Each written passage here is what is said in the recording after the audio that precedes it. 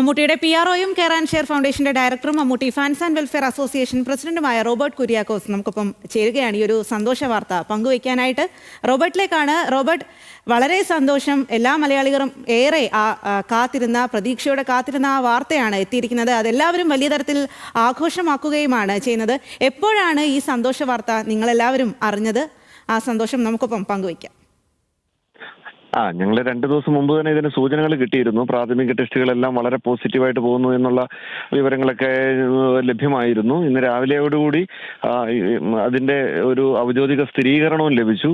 അതായത് എന്തിനാണോ വിശ്രമം എടുത്തത് ആ വിശ്രമത്തിന്റെ ആവശ്യം ഇനി ഇല്ല എന്നുള്ള ആ വലിയ വാർത്ത ഞങ്ങളെ തേടിയെത്തി. ഞങ്ങൾ എല്ലാവരും വളരെ സന്തോഷം. എല്ലാവരും ആഹ്ലാദത്തിന്റെ നിമിഷങ്ങൾ മാത്രമാണിത്.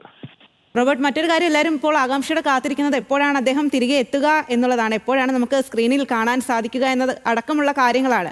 അക്കാര്യത്തിൽ സ്ഥിരീകരണമായിട്ടുണ്ടോ, തീരുമാനമായിട്ടുണ്ടോ? സ്ക്രീനിൽ കളങ്കാവിൽ എന്ന സിനിമ അടുത്ത മാസം റിലീസ് ചെയ്യുന്നുണ്ട്. ഒക്ടോബറോടുകൂടി സ്ക്രീനിൽ എത്തുമെന്നാണ് നമ്മൾ പ്രതീക്ഷിക്കുന്നത്.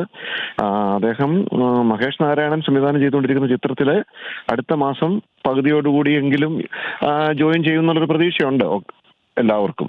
അതൊക്കെ അദ്ദേഹം മാത്രം തീരുമാനിക്കുന്ന കാര്യങ്ങളാണ്. അദ്ദേഹമാണ് അദ്ദേഹത്തിന്റെ വിശ്രമം നിശ്ചയിച്ചത്. അദ്ദേഹം ഒരു വിശ്രമം എടുത്തു. ആ വിശ്രമം എപ്പം അവസാനിപ്പിച്ച് തിരിച്ച് ക്യാമറയുടെ മുമ്പിലേക്ക് വരണമെന്ന് തീരുമാനിക്കുന്നത് അദ്ദേഹം മാത്രമാണ്. അതുകൊണ്ട് ആ വരവിനായി ഞങ്ങൾ കാത്തിരിക്കുകയാണ്. ശരി, വളരെയധികം നന്ദി റോബർട്ട് കുര്യാക്കോസ്.